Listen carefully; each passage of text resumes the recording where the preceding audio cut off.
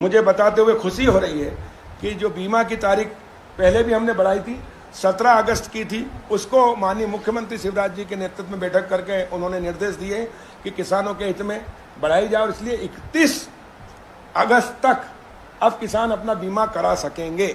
मैं आपके माध्यम से सभी किसान भाइयों से हाथ जोड़ के निवेदन कर रहा हूं कि जिन किसानों का केसीसी है, बैंक से ऋण लिया है, उनका तो बैंक 2% खरीफ में काट लिया है बैंकों ने, लेकिन बड़ी संख्या में किसान डिफाल्टर हैं।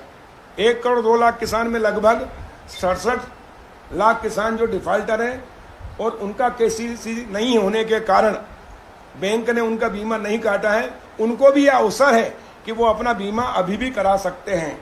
और इसलिए हमने 3 बार बीमा कंपनियों को आमंत्रित किया था अलग अलग, लेकिन बीमा की जो प्रीमियम दर थी बहुत अधिक थी, इसलिए हमने उनको 1 बार निरस्त किया, 2 बार निरस्त किया, तीसरी बार किया। अब चौथी बार हम बीमा कंपनी का हमने आज से टेंडर करा दिया, कल से मंगलवार को खुल जाएगा। और इस बार हमने कुछ चेंज किया, उसमें बीमा की जो 2 प्रकार के होते हैं कि एक बीमा सरप्लस शेयरिंग मॉडल के अनुसार हम बीमा कराने जा रहे हैं। इसमें किसानों से 2% लेंगे, बाकी जो रेट आएंगे मध्य प्रदेश की सरकार और केंद्र सरकार भरेगी, और उसमें 80% से 110% तक क्षति होगी तो बीमा कंपनियां किसानों को भरपाई करेगी। अगर 80% से कम होती है, मान लो उदाहरण के लिए 50% क्षति होती है और 80%, तो उसके बीच का जो पैसा प्रीमियम का वो वापस मध्य प्रदेश सरकार को करेगी। लेकिन यदि 110 से ऊपर क्षति होती है तो बीमा कंपनी 110 तक करेगी, उसके ऊपर फिर राज्य सरकार करेगी, न केंद्र सरकार करेगी, न बीमा कंपनी करेगी।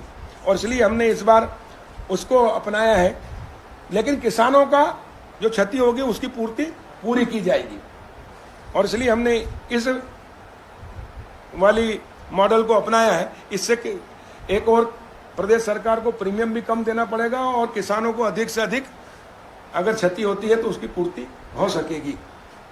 और इसलिए इसकी तारीख 31 अगस्त तक हमने कर दी है। हमने सभी कोऑपरेटिव बैंक और कलेक्टर को निर्देशित कर दिया है कि किसानों का कोऑपरेटिव बैंक गांव-गांव जाकर सहकारी सोसाइटियां रहती है, समितियां, वो डिफाल्टर किसान का भी, या जो छोटे किसान हैं जिनका बैंक में अकाउंट नहीं है या जिन्होंने बैंक से नहीं लिया, उनका भी बीमा